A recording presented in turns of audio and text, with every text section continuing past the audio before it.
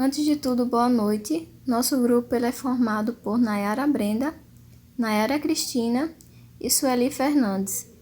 Nós iremos discutir hoje sobre educação popular. Eu irei brevemente diferenciar a educação pública da educação popular. A educação pública é aquela fornecida, pelo Estado gratuitamente, o que não significa que seja popular, pois nem sempre o povo irá realmente se beneficiar dela. Como nós já estudamos sobre a escola dualista, ou seja, aquele ensino para o pobre e aquele ensino para o rico. Partindo por esse viés, a educação popular é aquela dada ao povo, mas não necessariamente o povo a escolhe. Entrando na história da educação popular, nas sociedades primitivas, obviamente ainda não existia essa divisão social, esse ensino para o pobre e esse ensino para o rico. Foi somente com a hierarquia social que isso passou a ficar mais evidente.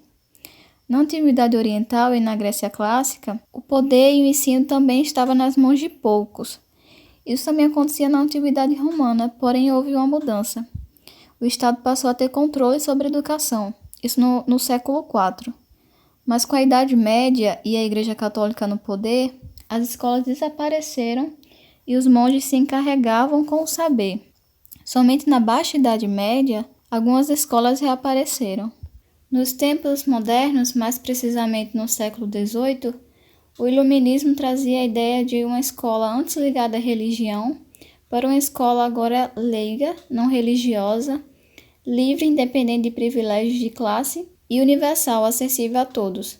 No século seguinte, já no tópico educação contemporânea, com a necessidade de mão de obra especializada, os menos privilegiados recebiam educação primária, elementar e restrita à instrução para o manuseio das máquinas. Então cabia ler, escrever e contar. No século XX, em função das necessidades econômicas advindas da intensa industrialização, houve uma maior extensão da escolarização. O terceiro tópico é a educação popular no Brasil. Nesse período, os jesuítas estavam no Brasil com o objetivo de catequizar os índios e ensinar as primeiras letras aos filhos dos colonos. Foi a primeira educação formal. Com a chegada da família real, cria-se o nível superior. As coisas não mudaram, a educação continuava sendo privilégios da elite. Os menos favorecidos não tinham acesso à educação. Já no século XX, houve movimentos populares em prol da educação. O movimento Escola Nova, que lutava pelos direitos universais da educação, e o movimento de cultura popular, liderado por Paulo Freire, tinha o objetivo de formar consciência crítica e social e também sobre a alfabetização das pessoas daquela época. Logo em seguida, passou-se alguns anos, vem o período da ditadura militar. Durante o período da ditadura militar, nasce a LDB, Lei 5.692/71.